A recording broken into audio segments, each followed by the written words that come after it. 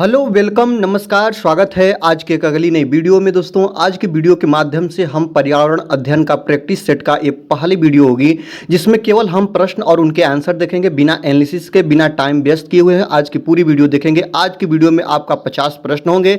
50 प्रश्न के हम आंसर को बहुत आसानी से जानेंगे और अपने आप प्रैक्टिस सेट के माध्यम से देखेंगे कितने क्वेश्चन को आप सही कर ले रहे हैं। चलिए आज की वीडियो को स्टार्ट करते हैं। यहाँ पे देखेंगे आज की वीडियो का सबसे पहला प्रश्न है। आज की वीडियो के माध्यम से आप कठिन एवं आसान दोनों प्रश्नों को कवर करेंगे। पर्यावरण शब्द का अर्थ होता है, पर्यावरण शब्द का अर्थ क्या होता है? तो पर्यावरण शब्द का अर्थ होता है केवल पेड़ पौधे, केवल जीव जंतु और हमारे चारों ओर की वस्तुएं और केवल जल और पृथ्वी, ऐसा ऑप्शन है। तो याद रखेंगे पर्यावरण शब्द का अर्थ होता है हमारे चारों ओर की वस्तुएं जो हमको घेरे हुए हैं, उसी को हम लोग पर्यावरण बोलते हैं। पर्यावरण का अर्थ ही होता है, इसका संधि विच्छेद आप लोग जानते हैं, परिधन के आवरण, अर्थात जो हमको चारों ओर से घेरे हुए हैं उसी को क्या बोलते हैं? पर्यावरण बोलते हैं। ऑप्शन नंबर सी आपका बिल्कुल करेक्ट हो जाएगा। आगे देखते हैं पर्यावरण के कितने घटक होते हैं। तो मुख्य रूप से पर्यावरण के घटक के बारे में बात करेंगे। तो पर्यावरण के घटक होते हैं दोस्तों 3, याद रखेंगे। एक होता है आपका भौतिक, एक होता है आपका जैविक और एक होता है आपका सामाजिक। तो भौतिक, जैविक और सामाजिक ये पर्यावरण के 3 घटक होते हैं। आगे देखते हैं पारिस्थितिकी तंत्र में सबसे पहले कौन आता है। आपको यही बताना है कि जो पारिस्थितिकी तंत्र होता है इसमें पहले उपभोक्ता आता है कि उत्पादक आता है कि अपघटक आता है कि मांसाहारी आते हैं। आपको पता है पारिस्थितिकी तंत्र का सबसे पहला जो तंत्र है दोस्तों वह आता है, आपको पता है, उत्पादक। याद रखें सबसे पहले उत्पादक आते हैं जो हरे पेड़ पौधे वो कहलाते हैं। ऑप्शन नंबर बी आपका बिल्कुल करेक्ट आंसर हो जाएगा। चलिए आगे देखते हैं खाद्य श्रृंखला की शुरुआत किससे होती है। आपको पता है खाद्य श्रृंखला की या भौतिक घटक जो सबसे पहले आते हैं उन्हीं को बोलते हैं और ये होते हैं दोस्तों उत्पादक। याद रखेंगे ऑप्शन नंबर सी आपका बिल्कुल से हो जाएगा। खाद्य श्रृंखला की शुरुआत होती है उत्पादक से, इसके बाद आते हैं उपभोक्ता और उसके बाद लास्ट में आते हैं अपघटक। इसको ध्यान रखेंगे। आगे देखते हैं ग्रीन हाउस प्रभाव गैस किस गैस के कारण होती है। मुख्य रूप से ग्रीन हाउस गैसों में 4 प्रकार की गैसें होती हैं, आप इसको ध्यान रखेंगे। एक गैस आपकी होती है, ये पता है, CO2 कार्बन डाइऑक्साइड गैस बोलते हैं, फिर N2 नाइट्रस ऑक्साइड बोलते हैं, फिर इसके बाद आपका मेथेन होता है और इसके बाद आपका CFC होता है, क्लोरोफ्लोरोकार्बन। ये मुख्य रूप से ग्रीन हाउस गैसें कहलाती हैं और यही होती है ग्लोबल वार्मिंग के लिए उत्तरदायी। और आपको बताना है दोस्तों ग्रीन हाउस प्रभाव गैस किसके कारण होती है। तो इसमें आपका है carbon dioxide gas CO2। Option number C आपका बिल्कुल करेक्ट आंसर हो जाएगा। आगे देखते हैं ध्वनि प्रदूषण हानिकारक होता है। तो ध्वनि प्रदूषण इसमें से कौन ध्वनि प्रदूषण का होगा। 40 डेसिबल की सामान्य भाषा कहलाती है, 60 डेसिबल से अधिक, 80 डेसिबल से अधिक, 100 डेसिबल से अधिक। तो याद रखेंगे ध्वनि प्रदूषण हानिकारक होता है 80 डेसिबल से अधिक। याद रखेंगे 80 डेसिबल से आवाज़ जो ज़्यादा होगी वह हमारे कानों को नुकसान पहुंचाएगी और ये ध्वनि प्रदूषण कहलाएगा। ऑप्शन नंबर सी आपका बिल्कुल सही हो जाएगा। और 40 डेसिबल सामान्य भाषा और ये औद्योगिक क्षेत्र की जो ध्वनि होती है ये कहलाती है 60 डेसिबल तक। 80 डेसिबल से ऊपर की जो ध्वनि होती है इसको रेड साउंड के में हम लोग डिनोट करते हैं और ध्वनि प्रदूषण हानिकारक होती है हमारे कानों के लिए। आगे देखते हैं कि जल प्रदूषण का सबसे बड़ा स्रोत क्या है। आपको यही बताना है कि जल प्रदूषण का सबसे बड़ा स्रोत वनों की कटाई है। वनों की कटाई से जल प्रदूषण होता है कि औद्योगिक अपशिष्ट होता है कि कीटनाशक होता है कि प्लास्टिक होता है। तो जल प्रदूषण का सबसे बड़ा स्रोत है दोस्तों औद्योगिक अपशिष्ट, जिसको बोलते हैं कूड़े कचरे, जो कि कंपनी से डायरेक्ट जल में बहा दिए जाते हैं, नदियों एवं नालों में बहा दिए जाते हैं। ऑप्शन नंबर बी आपका बिल्कुल सही हो जाएगा। आगे देखते हैं वायु प्रदूषण को मापने की इकाई क्या है। आपको पता है वायु प्रदूषण किस में मापा जाता है, किलोग्राम में कि PPM में कि आपका डेसिबल में। AQI जो ये होता है दोस्तों ऑप्शन नंबर सी आपका बिल्कुल सही हो जाएगा। वायु प्रदूषण को मापने की इकाई है, ये बात याद रखेंगे EQI। आगे देखते हैं मृदा प्रदूषण का मुख्य कारण क्या है। आपको ये बताना है दोस्तों मृदा प्रदूषण अर्थात मिट्टी प्रदूषित का मुख्य कारण क्या है। वर्षा से मृदा प्रदूषण फैलता है कि रासायनिक उर्वरक और कीटनाशक से कि वनों की कटाई से कि जल प्रदूषण से। आपको बता दें मृदा प्रदूषण का मुख्य कारण होता है दोस्तों रासायनिक उर्वरक और कीटनाशक। ऑप्शन नंबर बी आपका बिल्कुल करेक्ट हो जाएगा। आगे देखते हैं स्माग बनता है। आपको पता है दोस्तों स्माग किससे बनता है। तो याद रखेंगे धुआं और धूल से बनता है कि धुआं कोहरा से बनता है कि धुआं गैस से बनता है कि धूल आर्द्रता से बनता है। तो जो आपका स्माग होता है दोस्तों वह धुआं और कोहरा से बनता है। ऑप्शन नंबर बी आपका बिल्कुल करेक्ट आंसर हो जाएगा। आगे देखते हैं भारत का पहला राष्ट्रीय उद्यान क्या है। आपको ध्यान रखना होगा भारत का जो पहला राष्ट्रीय उद्यान है जिम कॉर्बेट राष्ट्रीय उद्यान। याद रखेंगे ऑप्शन नंबर बी आपका बिल्कुल सही हो जाएगा। जिम कॉर्बेट राष्ट्रीय उद्यान ये भारत का पहला राष्ट्रीय उद्यान है। आगे देखते हैं भारत में वन्य जीव संरक्षण अधिनियम कब लागू हुआ था। तो भारत में वन्य जीव अर्थात जो वनों के जीव हैं उनको सुरक्षा प्रदान करने के लिए यह अधिनियम लाया गया था और वन्य जीव अधिनियम जो वन्य जीव संरक्षण अधिनियम 1972 में लागू हुआ था। कब दोस्तों 1972 में। ऑप्शन नंबर बी आपका बिल्कुल करेक्ट हो जाएगा।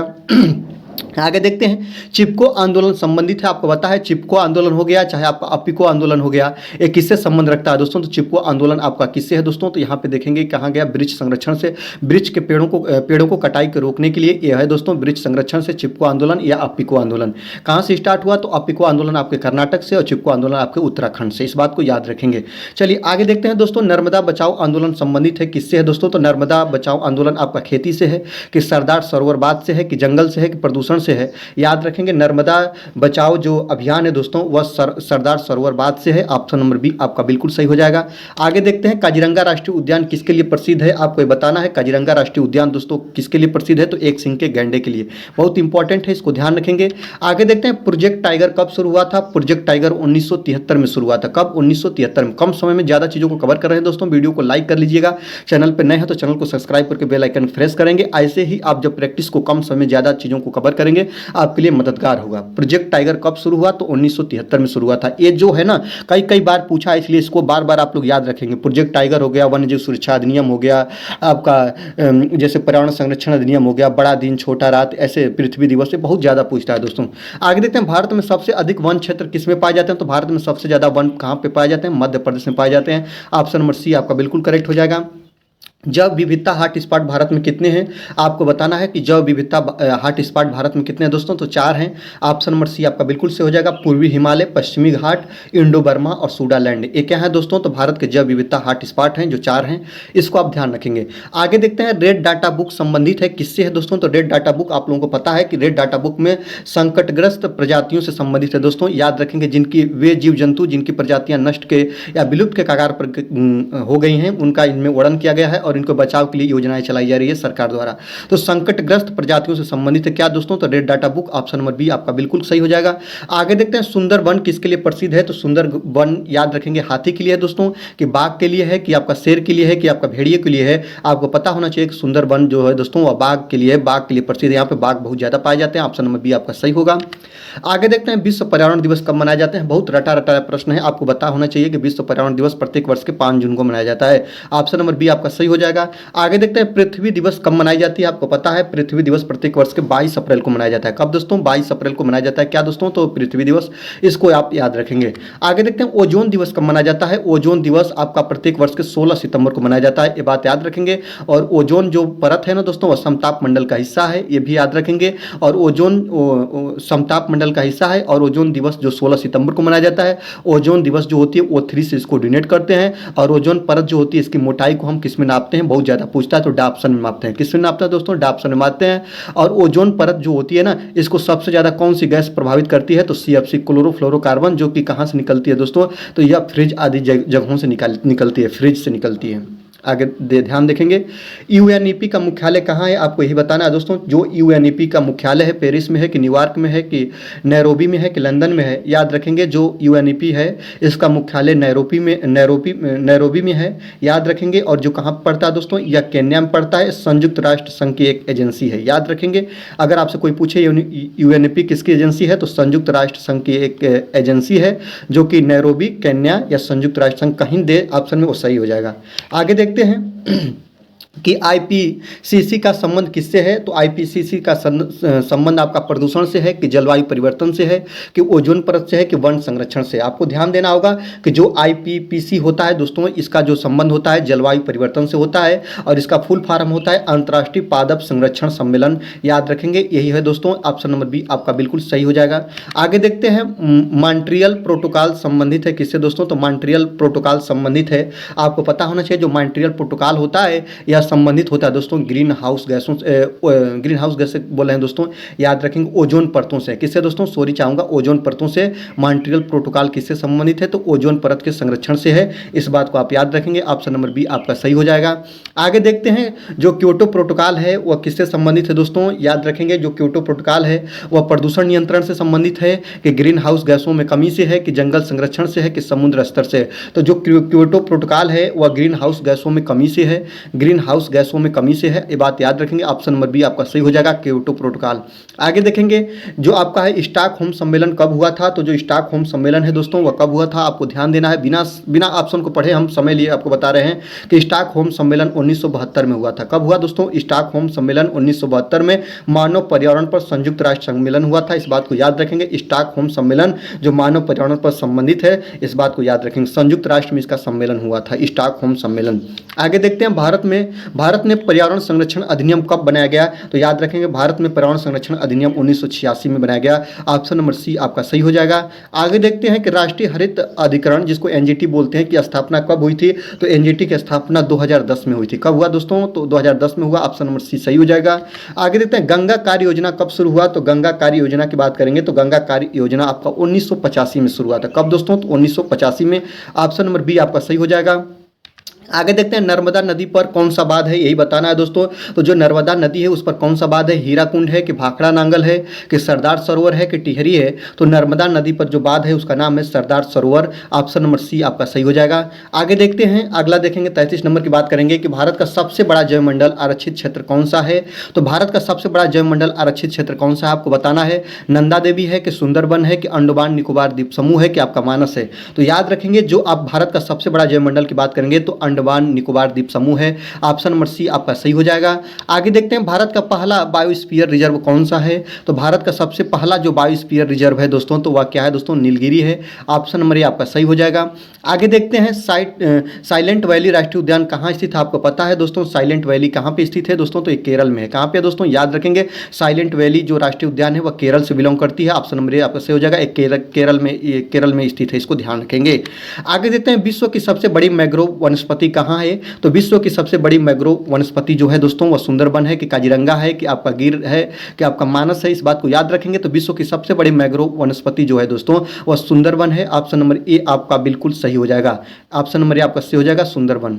आगे देखते हैं कि भारत में प्रोजेक्ट हाथी कब शुरू हुई थी, तो याद रखेंगे 37 नंबर की बात करेंगे दोस्तों। भारत में प्रोजेक्ट हाथी कब शुरू हुआ था, तो याद रखेंगे 1900 कब हुआ था दोस्तों, तो 92 में। कब हुआ? 1992 में प्रोजेक्ट हाथी जो शुभारंभ हुआ था 1992 में हुआ था। गंगा डॉल्फिन किस राज्य का राज्य पशु है, ये बताना है दोस्तों। तो जो गंगा डॉल्फिन है वह उत्तर प्रदेश का राज्य पशु है कि बिहार का है कि पश्चिम बंगाल का है कि असम का है, तो इसको आप ध्यान रखेंगे। जो गंगा डॉल्फिन है वह बिहार राज्य का जो राज्य पशु है, इस बात को याद रखेंगे। कहाँ का दोस्तों? बिहार का। ऑप्शन नंबर बी आपका बिल्कुल सही हो जाएगा।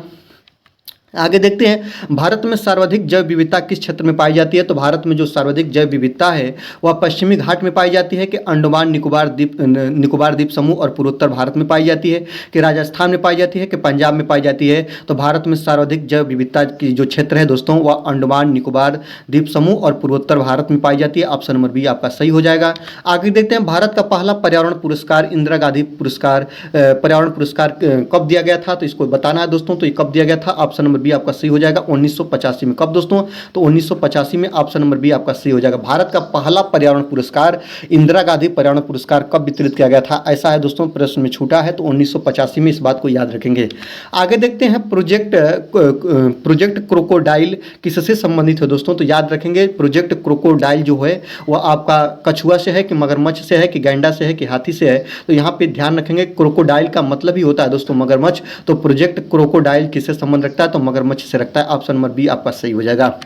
आगे देखते हैं नर्मदा बचाओ आंदोलन के नेता कौन थे दोस्तों, तो याद रखेंगे नर्मदा बचाओ आंदोलन के नेता आपके सुंदरलाल बहुगुणा हैं कि मेधा पाटकर हैं कि आपका वंदना शिवा हैं कि बाबा आमटे हैं। याद रखेंगे मेधा पाटकर को बोला जाता है नर्मदा बचाओ आंदोलन के प्रणेता, इसको आप लोग याद रखेंगे। ऑप्शन नंबर बी आपका सही हो जाएगा, इसको ध्यान रखेंगे। सुंदरलाल बहुगुणा को भी आप ध्यान रखेंगे, इस किससे संबंधित है इसका आप हमको कमेंट बॉक्स में बताएंगे। आगे देखते हैं भारत में पर्यावरण शिक्षा को कब अनिवार्य किया गया है, तो भारत में जो पर्यावरण शिक्षा है वह सुप्रीम कोर्ट के आदेश पर 2003 में अनिवार्य किया गया था। ऑप्शन नंबर डी आपका बिल्कुल सही हो जाएगा। आगे देखते हैं गंगा सफाई योजना का आधिकारिक नाम क्या है, तो गंगा सफाई योजना का जो आधिकारिक नाम क्या है आप बताएंगे दोस्तों, पढ़िए ऑप्शन थोड़ा एक बार। गंगा मिशन है कि गंगा एक्शन प्लान है कि गंगा सुरक्षा योजना है कि नमामि गंगे है, तो गंगा सफाई योजना का जो आधिकारिक नाम है वह है गंगा एक्शन प्लान, याद रखेंगे। ऑप्शन नंबर बी आपका सही हो जाएगा, गंगा एक्शन प्लान जो गंगा की सफाई के लिए ये प्लान चलाया गया है। और याद रखेंगे यह शुद्ध जल की जो जांच होती है, प्रदूषित जल की जांच बीओडी से करते हैं, ये बात को याद रखेंगे, बीओडी से इसको जांच करते हैं, याद रखेंगे। आगे देखते हैं विश्व वन्य जीव दिवस कब मनाते हैं? तो विश्व वन्य जीव दिवस याद रखेंगे, वन्य जीव दिवस पूछा है दोस्तों, तो वन्य जीव दिवस कब मनाते हैं? विश्व पर्यावरण दिवस नहीं है, वन्य जीव दिवस है। तो विश्व वन्य दिवस आपका प्रत्येक वर्ष के 3 मार्च को मनाते हैं। ऑप्शन नंबर ये आपका सही हो जाएगा। आगे देखते हैं, भारत का राष्ट्रीय पक्षी कौन सा है? तोता, कबूतर, मोर, गिद्ध। सबको पता होना चाहिए कि भारत का जो राष्ट्रीय पक्षी है वो मोर है। वीडियो को दोस्तों आप लोग लाइक कर लीजिएगा, चैनल पर नए हैं तो चैनल को सब्सक्राइब करके बेल आइकन को प्रेस कर लेंगे और एक छोटा सा प्यारा सा कमेंट जरूर करेंगे दोस्तों। चलिए आगे देखते हैं, 47 नंबर की बात करेंगे। भारत का राष्ट्रीय पशु आपको सबको पता है, भारत का राष्ट्रीय पशु किसको बोलते हैं दोस्तों? तो भारत का राष्ट्रीय पशु जो होता है वह बाघ होता है। क्या होता है दोस्तों? बाघ होता है, ये भी आपको पता होना चाहिए। आगे देखते हैं, भारत का राष्ट्रीय जलीय जीव कौन सा है? तो भारत का राष्ट्रीय जलीय जीव जो है गंगा डॉल्फिन है। इसको आप ध्यान रखेंगे, ऑप्शन नंबर आपका सही हो जाएगा। आगे देखते हैं, ग्रीन पीस संगठन संबंधित है किससे है दोस्तों? तो याद रखेंगे, ग्रीन पीस संगठन संबंधित है शिक्षा से, कि आपका पर्यावरण संरक्षण से, कि आपका स्वास्थ्य से, कि आपका अंतरिक्ष से। आपको पता होना चाहिए जो ग्रीन पीस का संबंध है दोस्तों इस संगठन का पर्यावरण संरक्षण से है। ऑप्शन नंबर बी आपका बिल्कुल सही हो जाएगा, इसको ध्यान रखेंगे। आगे देखते हैं, लिमिट ऑफ ग्रोथ नामक पर्यावरण रिपोर्ट कब प्रकाशित हुई थी? तो याद रखेंगे, लिमिट ऑफ ग्रोथ जो नामक पर्यावरण रिपोर्ट है वह जो प्रकाशित हुई थी 1972 में हुई थी। कब हुई थी दोस्तों? 1972 में हुई थी। ऑप्शन नंबर बी आपका बिल्कुल करेक्ट आंसर हो जाएगा। तो आज के वीडियो के माध्यम से पूरे आप 50 प्रश्नों को कवर कर लिए। 50 प्रश्न आपको कैसे लगे? बहुत कम समय में 50 प्रश्नों का एक प्रैक्टिस सेट आपके सामने मैं लेकर आया। आज की वीडियो कैसी लगी? वीडियो अच्छी लगी तो वीडियो को आप लाइक कर लीजिएगा, चैनल पर नए हैं तो चैनल को सब्सक्राइब करके बेल आइकन को प्रेस करेंगे, एक छोटा सा प्यारा सा कमेंट करेंगे। आज की वीडियो के लिए बस इतना ही। देखते रहिए अभिषेक एकेडमी।